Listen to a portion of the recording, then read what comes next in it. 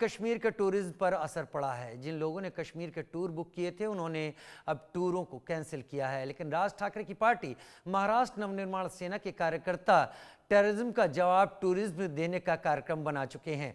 महाराष्ट्र नवनिर्माण सेना के 100 कार्यकर्ता इसी हालात में कश्मीर जाने वाले हैं। अगले कुछ दिनों में कश्मीर जाएंगे। इस मुद्दे पर महाराष्ट्र नवनिर्माण सेना के नेता संदीप देशपांडे से हमारे संवाददाता ने खास बातचीत की रिपोर्ट देखी है।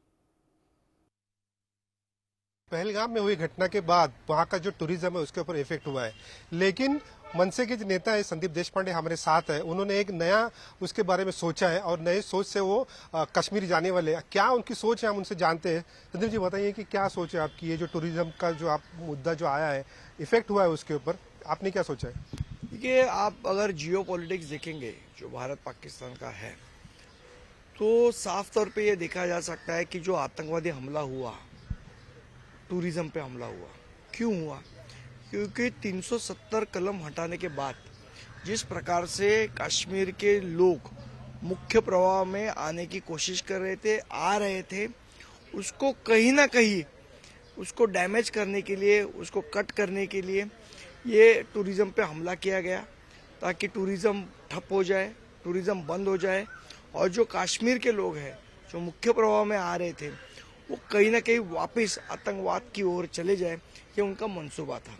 और यही मंसूबा उनका कामयाब न होने की जिम्मेदारी हम सब भारतीयों पे है। और इसीलिए जो टूरिज्म की इकोसिस्टम बनी है वहाँ पे, वो इकोसिस्टम को बरकरार रखने के लिए कहीं ना कहीं टूरिज्म को बढ़ावा देने की जरूरत है।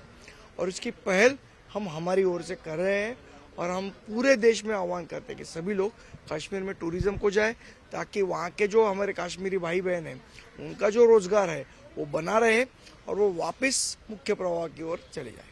आप किस तरह से, आपकी क्या स्कीम है, आप किस तरह से जाने वाले हैं, कौन कौन जाने वाले हैं? हमारे महाराष्ट्र नवनिर्माण सेना के जो पदाधिकारी है, कार्यकर्ता है, हमने उनको आह्वान किया। 100 के ऊपर हमारे पास नाम ऑलरेडी आ गए हैं। यहाँ के जो महाराष्ट्र में, मुंबई में जो टूर ऑपरेटर है राजा रानी ट्रैवल्स, वो 50 साल से आज कश्मीर की ट्रिप को अरेंज करते हैं। हमने उससे संपर्क किया है। 1-2 दिन में आइटिनरी, डेट, बाकी सब चीज़ें वो बताएंगे, बजट वगैरह सब बताएंगे। उसके बाद हम वो फाइनल करेंगे। डर नहीं लगता आपको? इतना बड़ा हमला हुआ है, वापस हमला हो सकता है? नहीं, हम थोड़ी सीरिया जा रहे हैं, कश्मीर जा रहे हैं और कश्मीर हमारे देश में है, डरने की क्या बात है। और हमारे सैन्य के ऊपर, हमारे लोगों के ऊपर हमें पूरा भरोसा है। कैसे आपको सूझा ये, किस तरह से आप ये जो करने का सोच रहे हैं, टेररिज्म को जवाब टूरिज्म से देने की आप बात कर रहे हैं, तो कैसे सूझा आपको ये?